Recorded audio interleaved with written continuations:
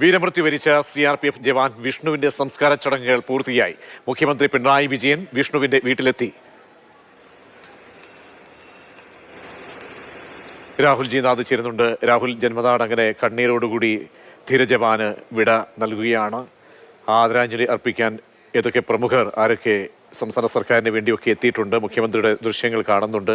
ചടങ്ങുകൾ അപ്പോൾ പൂർത്തിയാകും.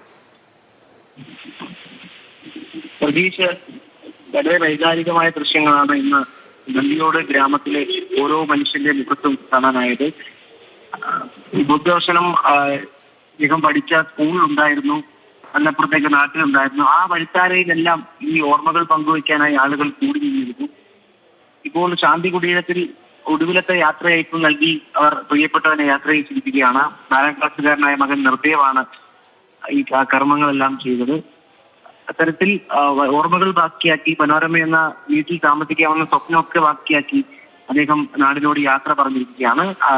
സർക്കാർ ചടങ്ങുകൾക്ക് ശേഷമാണ് മുഖ്യമന്ത്രി പിണറായി വിജയൻ കുടുംബാംഗങ്ങളെ നേരിട്ട് കാണാനെത്തിയത്. അദ്ദേഹം കുറേ സമയം കുടുംബാംഗങ്ങളോട് സംസാരിച്ചു. സഹോദരനാണ് വിഷമങ്ങളും കാര്യങ്ങളും പങ്കുവെച്ചത്. അത്തരത്തിൽ ഒരു ആത്മവിശ്വാസം കൊടുക്കാൻ കഴിയുന്ന രീതിയിലുള്ള സാന്നിധ്യം അറിയിക്കാനാണ് മുഖ്യമന്ത്രി എത്തിയത്. ഇനി അല്പസമയത്തിനുള്ളിൽ പ്രതിപക്ഷ നേതാവ് എത്തും.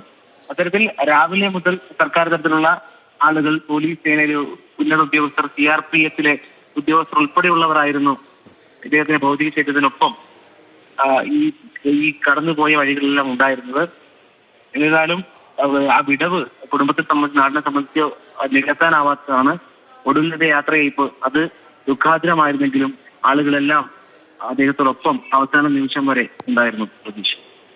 ശരി, രാഹുൽ ജിനാഥാണ് വിവരങ്ങൾ നൽകിയത്. ഛത്തീസ്ഗഡിൽ കൊല്ലപ്പെട്ട ധീരജവാൻ CRPF ജവാൻ വിഷ്ണുവിന്റെ മൃതദേഹമാണ് സംസ്കരിച്ചത്. മുഖ്യമന്ത്രി ഉൾപ്പെടെയുള്ള പ്രമുഖരാണ് അന്ത്യാഞ്ജലി അർപ്പിക്കാനായി എത്തിയത്.